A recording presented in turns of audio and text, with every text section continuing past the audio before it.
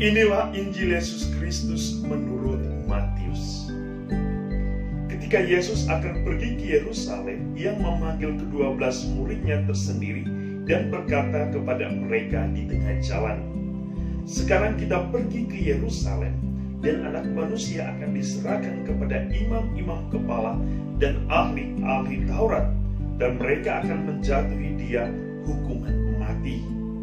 Dan mereka akan menyerahkan Dia kepada bangsa-bangsa yang tidak mengenal Allah, supaya Ia diolok-olokkan, disesah dan disalibkan, dan pada hari ketiga Ia akan bangkit." Maka datanglah ibu anak Zebedeus serta anak-anaknya itu kepada Yesus, lalu sujud di hadapannya untuk meminta sesuatu kepadanya. Kata Yesus, "Apa yang kau kehendaki?" Jawabnya, "Berilah perintah supaya kedua anakku ini boleh duduk kelak di dalam kerajaan-Mu, yang seorang di sebelah kanan-Mu dan yang seorang lagi di sebelah kiri-Mu." Tetapi Yesus menjawab katanya, "Kamu tidak tahu apa yang kamu minta. Dapatkah kamu meminum cawan yang harus kuminum?" Kata mereka kepadanya, "Kami dapat." Yesus berkata kepada mereka, "Cawanku memang akan kamu minum, tetapi hal duduk di sebelah kananku atau di sebelah kiriku, aku tidak berhak memberikannya. Itu akan diberikan kepada orang-orang bagi siapa Bapakku telah menyediakannya." Mendengar itu, marahlah ke-10 murid yang lain kepada kedua saudara itu. Tetapi Yesus memanggil mereka lalu berkata, "Kamu tahu bahwa pemerintah-pemerintah bangsa-bangsa memerintah rakyatnya dengan tangan besi, dan pembesar-pembesar menjalankan kuasanya dengan keras atas mereka. Tidaklah demikian di antara kamu. Barang siapa ingin menjadi besar di antara kamu, hendaklah ia menjadi pelayanmu. Dan barang siapa ingin menjadi terkemuka di antara kamu, hendaklah ia menjadi hambamu.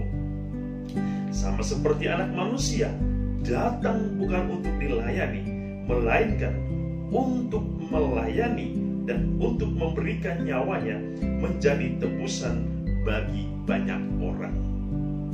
Demikianlah Injil Tuhan. Saudara-saudari Santa Penjiwaku, ada beberapa poin yang akan menjadi bahan perenungan kita di dalam bacaan yang telah kita dengar. Poin yang pertama, Yesus mengajak kita untuk pergi ke Yerusalem, kota keselamatan. Mari kita ke Yerusalem.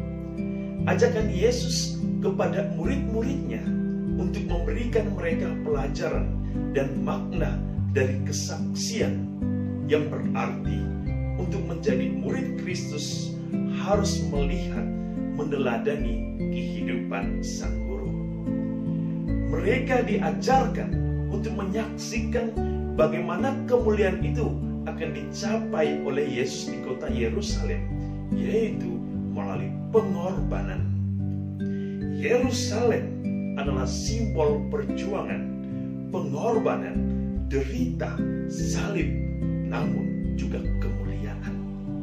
Yesus ingin mengajarkan para murid bahwa kemuliaan surga dicapai melalui pelayanan yang berkorban, bahkan sampai meneteskan darah. Itulah yang diwujud nyatakan oleh Yesus melalui kematiannya di Yerusalem. Yerusalem telah menjadi kota keselamatan. Poin yang kedua, tentang pelayanan. Yesus dalam Injil hari ini menjelaskan tentang misi perutusannya, bahwa Ia datang bukan untuk dilayani, melainkan untuk melayani, mengayomi, menciptakan kedamaian, kesejahteraan banyak orang, rela menderita dan memberikan nyawa bagi banyak orang. Menjadi murid berarti menjadi hamba yang melayani. Persoalan posisi dan jabatan bukanlah yang terpenting dalam kerajaan surga, melainkan pelayanan yang memberikan dirinya bagi sesama. Karena itulah Yesus datang dan menderita bagi dunia, karena ia ingin menjadi contoh pelayan yang setia dan pelayanan yang berkorban bagi sesama. Pelayanan yang diinginkan Yesus adalah pelayanan yang berdasarkan pada cinta kasih, bukan mencari popularitas atau jabatan atau demi harta atau uang.